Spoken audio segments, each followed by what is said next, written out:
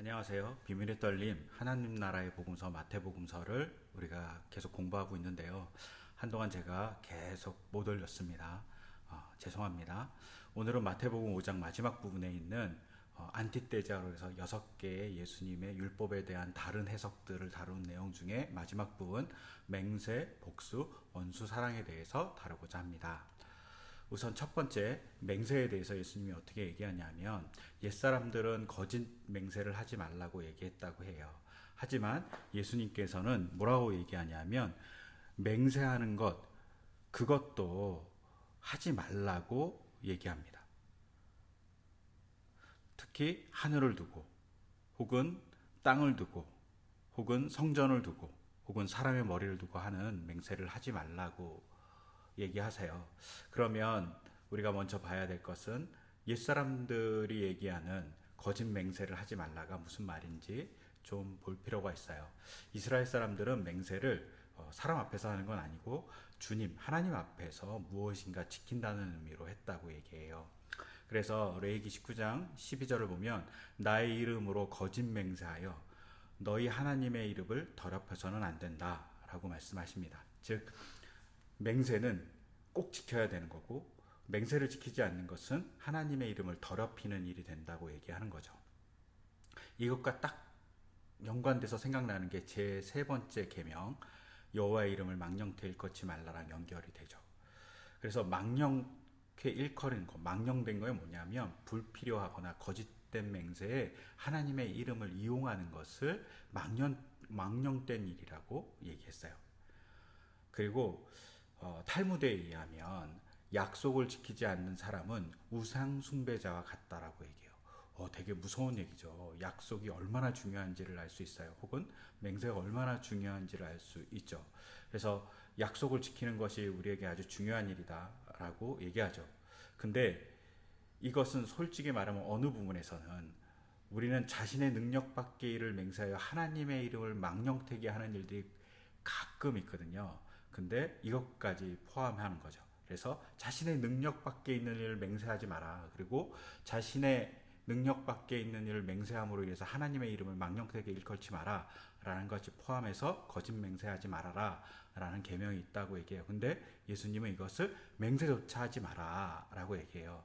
그리고 뒤에 보면 37절에 보면 너희는 예할 때는 예라는 말만 하고 아니오 할 때는 아니오라는 말만 하여라 이렇게 얘기해요. 이 말은 사실은 맹세와 아주 중요해요. 맹세에서 주로 사람들이 맹세하는 이유는 그것을 꼭 지키겠다. 내가 정말 열심히 약속을 지키겠다라는 의미로 맹세를 하잖아요. 근데 사실은 정직하면 그 사람이 삶에서 약속을 언제나 지켰다면 사실은 맹세가 필요 없는 거죠. 그래서 예하고 아니오에 아니오 하는 것은 정직하게 살면 맹세가 필요 없다라는 거예요. 그리고 이것이 제자의 삶에서 절대적으로 필요하고 제자의 삶에서 진실한 것이 절대적으로 필요하다라는 말이 돼요. 그래서 맹세가 필요 없는 삶을 살아라 라는 말로 우리가 봐야 될 것 같아요. 근데 예할 때 예하고 아니오할 때 아니오라는 말은 사실은 유대 전통에도 있어요.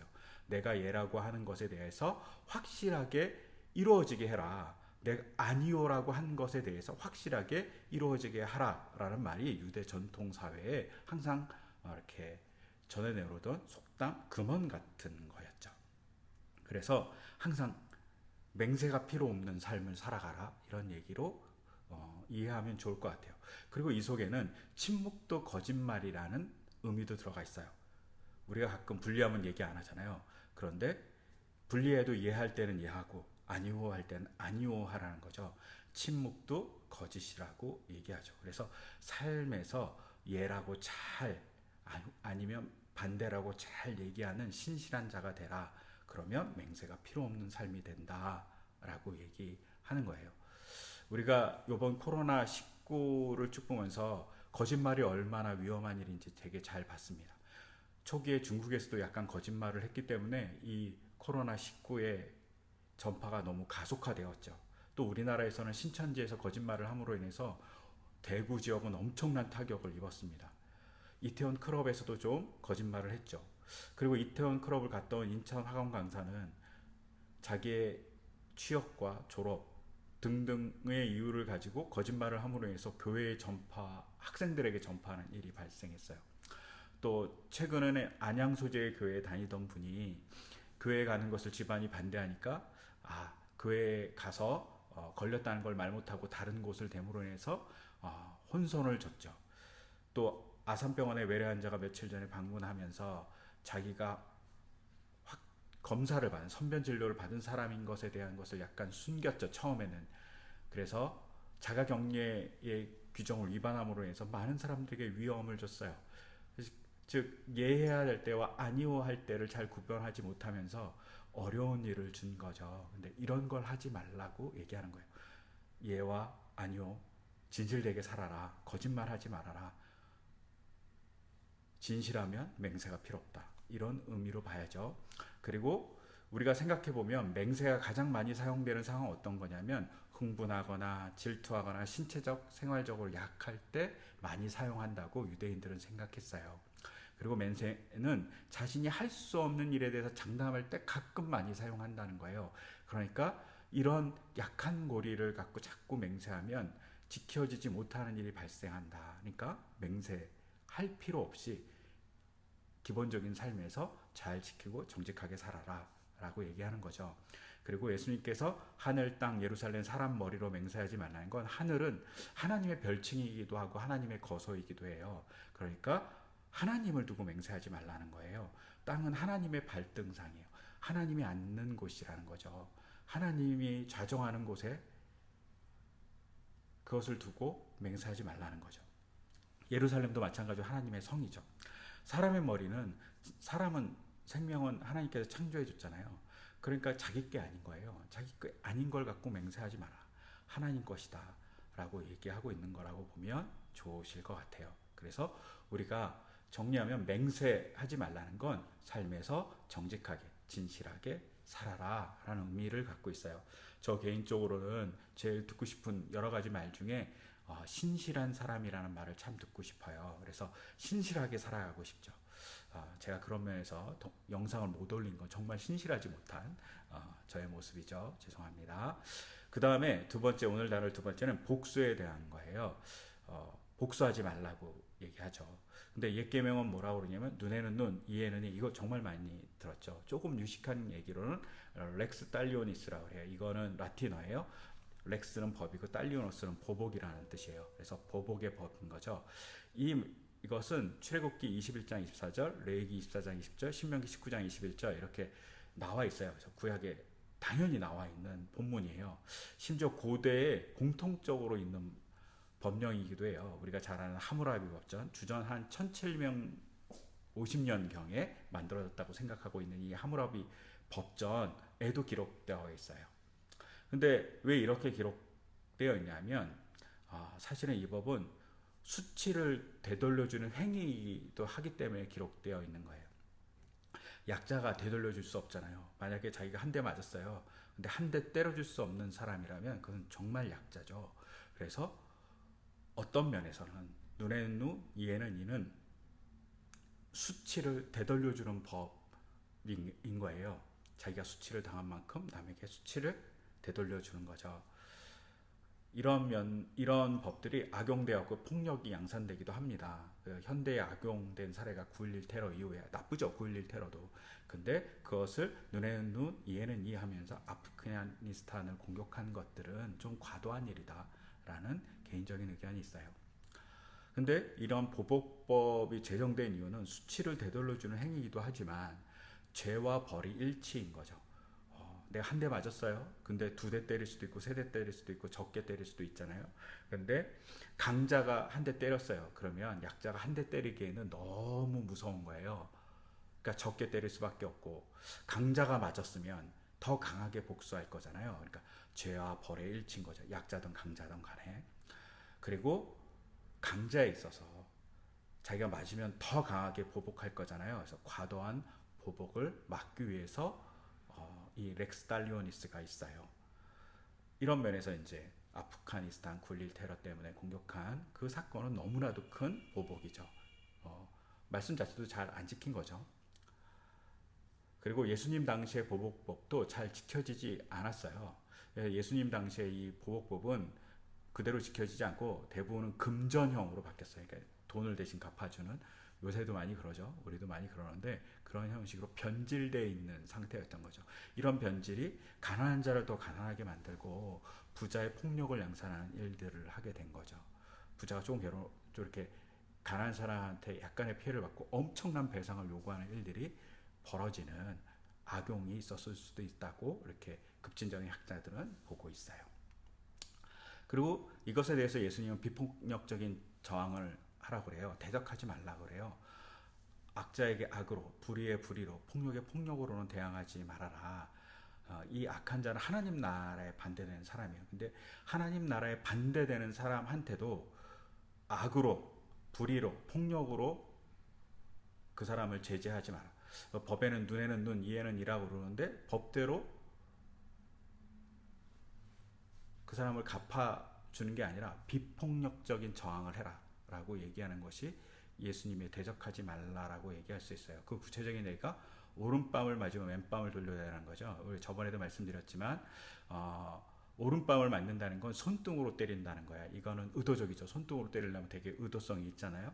이게 2배의 모욕을 준다는 뜻이에요. 우리가 패션 오브 프라이스트라는 영화에서도 제사장들이 예수님을 때릴 때 손등으로 때리는 장면이 나와요.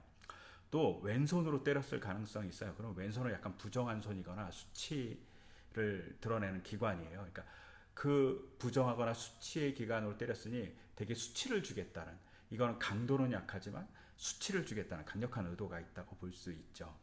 그리고 오른쪽은 힘을 상징하고 거룩한 것을 상징해요. 그것이 맞는 거잖아요. 오른밤을 맞는 것. 그거는 거룩함, 그 사람의 거룩함을 손상시키겠다는 의도가 있어요. 근데 이런 의도에 있음에도 불구하고 왼밤을 돌려대라고 해요. 저항이죠. 그 상대편의 분을 풀어주는 나의 저항이라고 볼 수 있어요. 그냥 이게 그냥 굴종이 아니라 저항이죠. 근데 이런 저항이 어디서 일어나냐? 예수님의 십자가에서 일어나죠. 사람들이 폭력으로 예수님을 십자가에 달려서 죽이려고 해요. 달려 죽이려고 해요. 그럴 때 예수님 그걸 달게 받으세요. 인간의 죄악의 폭력을 달게 받고 그것을 자기가 다 끌어안아서 그 죄를 사하는 대속의 피로 자기가 희생되시죠. 즉 예수님은 오른밤을 맞았을 때 왼밤을 돌려대는 놀라운 역사로 인류를 평화로 하나님과의 관계를 새롭게 맺는 관계로 만들어줘요. 이런 모습들이 굴종이 아닌 비폭력적인 저항이라고 볼 수 있어요. 또한 세 번째는 속옷을 가지고자 하는 자에게 겉옷을 주라고 그래요. 속옷을 달라는 게 이제 법적인 소송의 상황에서 벌어졌을 것 같아요. 그러면 이건 약간 협박이죠.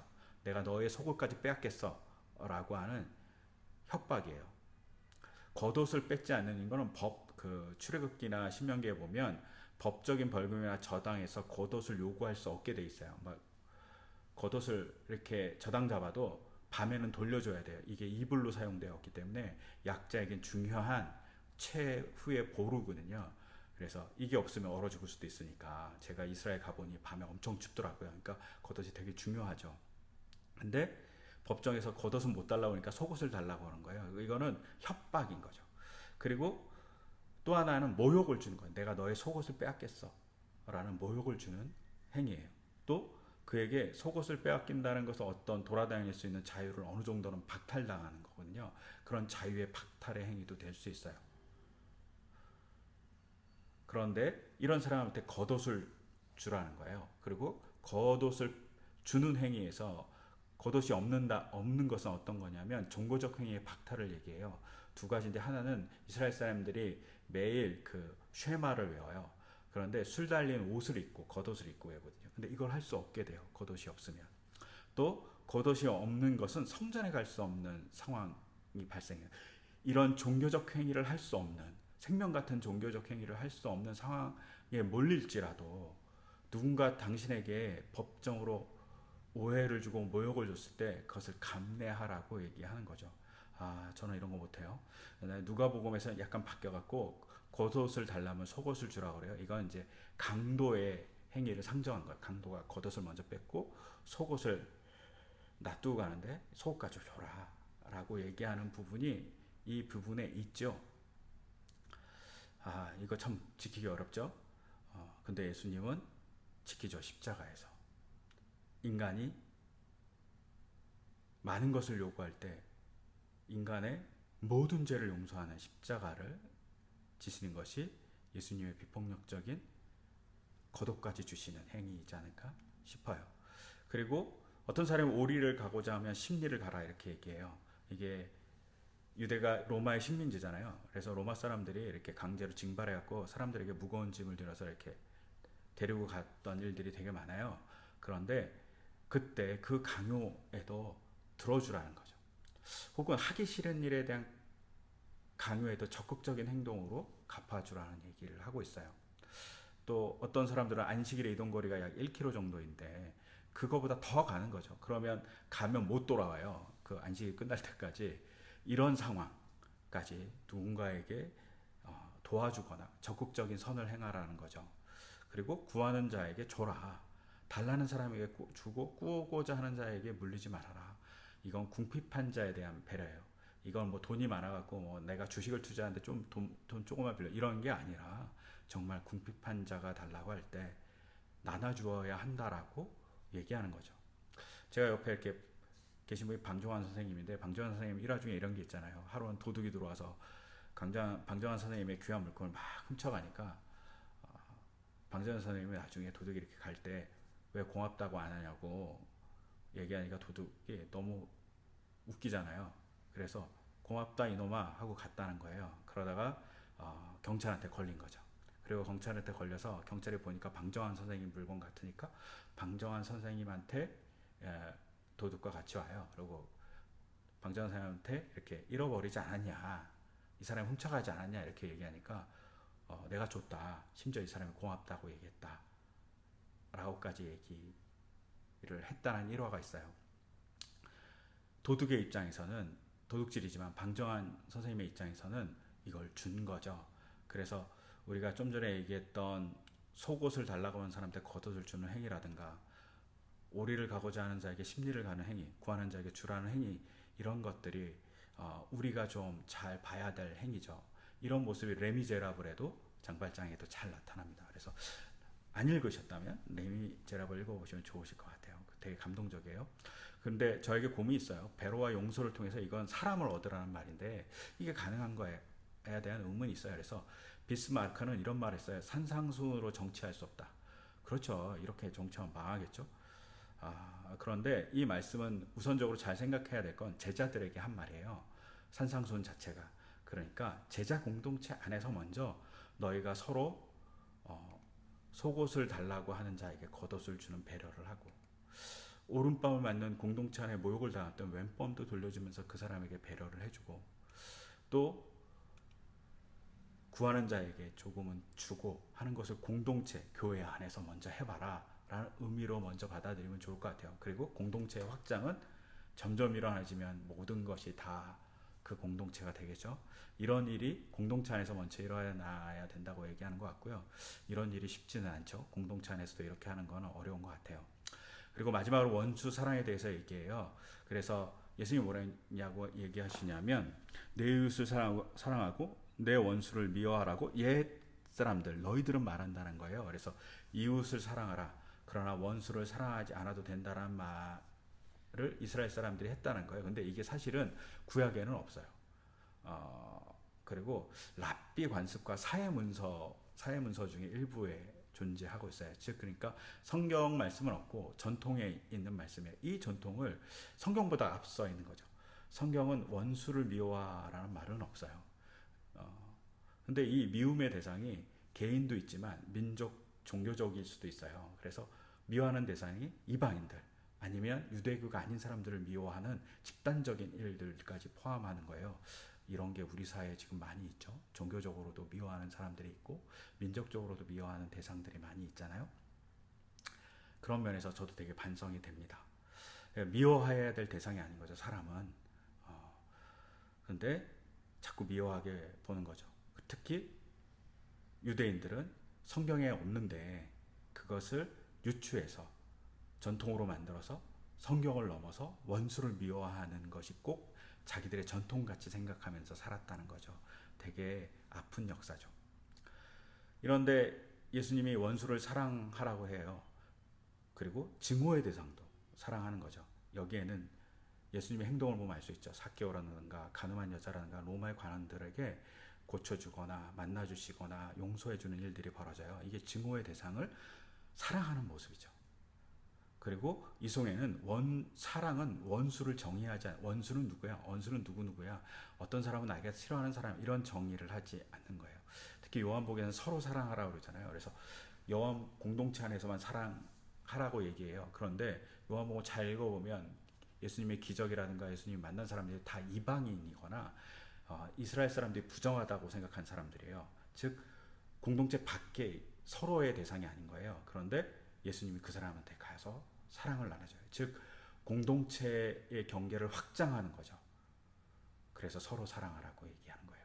서로 사랑하는 게 내부에서만 사랑하는 게 아니라 공동체의 확장을 통한 사랑이죠. 그리고 이것은 편을 가르지 않는 사랑이에요. 이건 정말 어려워요. 저도 어렵고 특히 오늘 한국 사회가 정말 어려운 것 같아요. 우리가 좀 서로를 사랑의 눈으로 바라볼 수 있으면 좋겠다라는 생각을 많이 해요. 저 잘 안 돼요. 그런데 그리고 사랑의 첫 행동은 기도인 거죠. 이걸 잘 알 수 있는 건 가상칠언의 첫 번째 말씀이 뭐냐면 아버지 저 사람들을 용서하여 주십시오. 저 사람들은 자기네가 무슨 일을 하는지 알지 못합니다. 라고 하는 예수님의 말씀이에요. 제가 처음으로 성경을 읽으면서 울었던 대목인 것 같아요. 왜냐하면 예수님이 원수를 사랑하라. 그리고 너를 핍박하는 자를 위해서 기도하라. 라고 하는 말씀을 직접 십자가에서 실천하신 모습을 보여주기 때문이에요.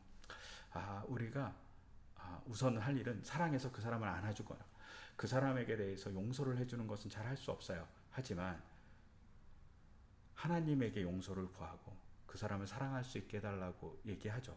더불어서 우리는 시편의 기도도 합니다. 시편의 대부분은 원수가 죽었으면 좋겠다거든요. 그래서 그런 기도와 더불어 그 사람을 용서해 줄 하나님을 기대하는 이 양가 감정을 우리가 언제나 가지면서 사는 게 기독교인이지 않을까라고 개인적으로 생각합니다. 또 원수를 사랑하라는 것은 사랑의 근거는 하나님이 누구에게나 햇빛을 주고 비를 준다는 거예요. 하나님은 모든 사람을 사랑한다는 거죠. 이렇게 하나님은 모든 사람을 사랑하니 너희도 하나님을 닮아서 사랑해야 돼요. 그래야지만 산상수훈은 이 말씀 뭐라 하냐, 하나님의 자녀가 될 수 있다고 얘기해요. 이걸 해야지 하나님의 자녀야 라고 해석될 수도 있고, 이것을 하는 것이 하나님의 자녀로서 입증되는 거야 라고 얘기하는 거예요. 그러니까 자녀의 조건이 아니라 네가 입증을 해가는 과정에 있다라고 보는 거죠. 자녀로서 가는 길, 그것을 우리가 잘 해야 된다 이렇게 얘기하는 거고요. 근데 다른 사람들도 끼리끼리 사랑한다는 거예요. 세리도 이방인도 자기 이웃은 사랑한다는 거죠. 생각해보면 조폭 영화를 보면 의리 있다고 얘기하잖아요. 근데 제가 그 영화를 보면서 항상 의리에 대한 얘기가 나오지만 그건 정말 의리일까? 이런 생각이 들어요. 그건 의리가 아니죠. 의리는 기본적인 관점에서 의리라는 게 있죠. 정의와 의리가 같이 가야 되는데 거긴 정의가 빠지고 관계만 있는 의리예요. 이익을 위한 의리죠. 그건 의리가 아니죠. 근데 조폭도 그런 이익에 따른 의리는 지켜요. 근데 그런 건 일반적으로 지킨다는 거예요. 하지만 정의와 모든 사람을 사랑하는 자 안에서의 나눔과 사랑은 기독교인은 우리가 할 일이라고 얘기하는 거죠. 이게 쉽지 않죠. 이렇게 가려고 노력해야 되지만 제 마음은 언제나 거부감이 있습니다. 그리고 뭐라고 얘기하냐면 마지막에 완전하라고 얘기해요. 왜냐하면 하나님이 예수님을 통해서 이렇게 너희를 사랑했으니까 너희도 하나님과 같이 똑같이 닮아서 행동해라. 그것이 완전한 거죠. 하나님이 완전한 사랑을 했으니까 너희도 완전해라. 근데 이게 윤리적 요구로 내가 정말 그 사람을 사랑해야 돼 이런 거 아니에요. 이거는 그냥 하나님을 전적으로 의지하는 마음, 하나님의 지배에 전적으로 속하는 삶을 의미해요. 그래서 내가 그럴 수 없어요. 사랑할 수 없으니까 하나님 제가 그럴 수 없습니다 라고 얘기하면 하나님께 속하는 것, 그것이 완전해지는 길이라고 볼 수 있어요.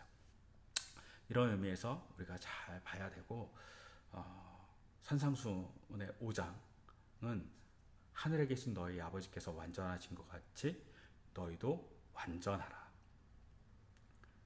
우리가 완전 정복 있잖아요. 이렇게 학습제 그와 같이 우리가 하나님의 뜻을 완전히 정복하는, 닮아가는 사람이 되는 과정에 있죠. 그래서 그 과정에 가는데 이게 뭐 윤리적으로 완벽한 앞에 나오는 많은 얘기들을 행하는 것이 아니라 우선은 하나님의 사람으로 속해서 끊임없이 하나님께 묻고, 내가 잘 지키지 못하면 하나님 잘 지키지 못합니다라고 고백하면서 살아가는 그 모습, 그것이 완전하다라는 의미일 수 있다라고 생각하면서 이 본문들을 보셨으면 좋겠습니다. 감사합니다. 이렇게 늦게 올려도 들어주셔서 감사하고요.